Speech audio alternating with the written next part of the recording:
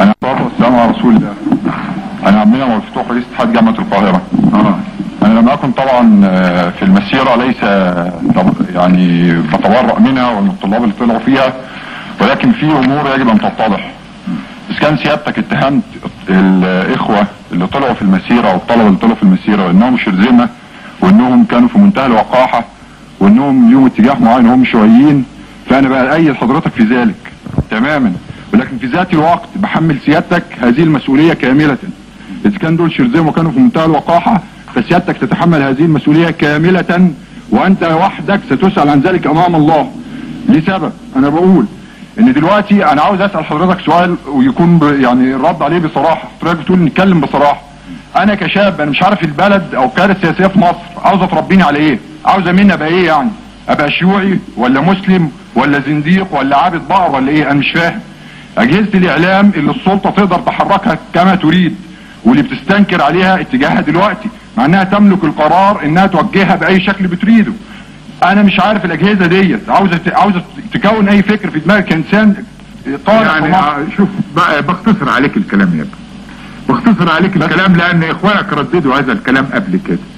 شوف يا ابني، الدولة من سنة 71 انا اعلنتها دولة العلم والايمان. طب يا فندم سمحت سيادتك ببساطة متفقين مع سيادتك في هذا، ولكن احنا كشباب اللي بنراه ان السلوك متناقض مع هذا الاعلان. اضرب لسيادتك مثل بسيط جدا. تبقى شوف يعني ما يعني عشان نكون عمليين يا فندم، يعني عشان يكون كلامي واقعي بضرب سيادتك مثل في الوقت اللي حضرتك واحنا بنثق في الكلام اللي حضرتك بتعلن دولة علم وايمان، نلاقي الشيخ الغزالي بيتشال بجامع عمرو بقرار مش عارفين منين. نسأل الدكتور عبد العزيز كامل يقول انا ماليش دعوه. سألت المهندس سيد مرعي في لقاء من مجلس اتحاد جامعة القاهرة وهو سيادته موجود مش عارف ليه. طب الشال ازاي؟ الناس المصلين طلعوا يعبروا عن رأيهم لمجلس الشعب زي ما حضرتك بتقول القناة الشرعية عشان يقولوا ان احنا بنستنكر ذلك. في مظاهرة سلمية جدا طلع لها الامن المركزي ضربهم علقة سخنة كويسة وفرقهم. فانا مش عارف علمه وايمانه واتشال طلب الشيخ الغزالي واتحنط في وزارة الاوقاف. لا ملهوش شغل، طلع ساب البلد. والطريقة دي كل علماء مصر المخلصين. ما بيبقاش في مصر الا العلماء اللي بينافقوا السلطة وبينافقوا سيادتك وبينافقوا بقية الحكام. دول اللي موجودين. لا اقف. اتفضل يا فندم. اقف. اتفضل. انا لا اسمح ابدا،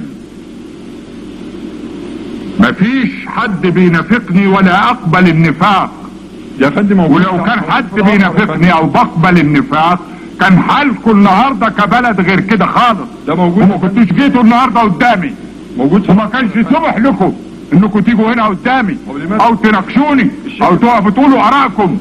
انما للبلد امن واجراءات. اللي عايز يعمل زعامات اما عن طريق استغلال الدين او المذاهب المختلفة اللي احنا كلنا بنشكي انها مستوردة، واستغلال الدين لا تسمح به الدولة.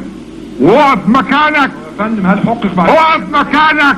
ما انا واقف يا فندم. مكانك لانه لا فصل من عمله ولا اعتقل ولا سجن ولا شرد. اتعلموا الادب في مخاطبة الناس يا فندم. ده يعني احنا بنلمس ذلك وحضرتك بتقول نتكلم بالصراحة. انا بقول على حاجة انا بالصراحة. دي مش صراحة. هل حقق مع الشيخ الغزالي يا فندم؟ دي مش صراحة. هل حقق معاه؟ ده مش شغلك. شغلك مش شغلك.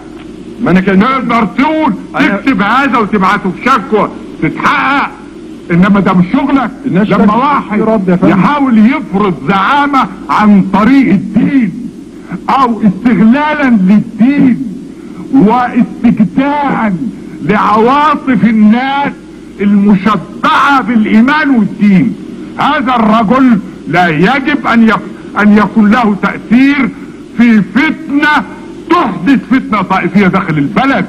ما تجيش قدامي تقول لي اللي بينافقوك. والدلائل على ذلك ايه يا فندم؟ بينافقوني. ما ممكن الكلام ده محدش في هذا البلد لا بينافقني ولا بقبل نفاق.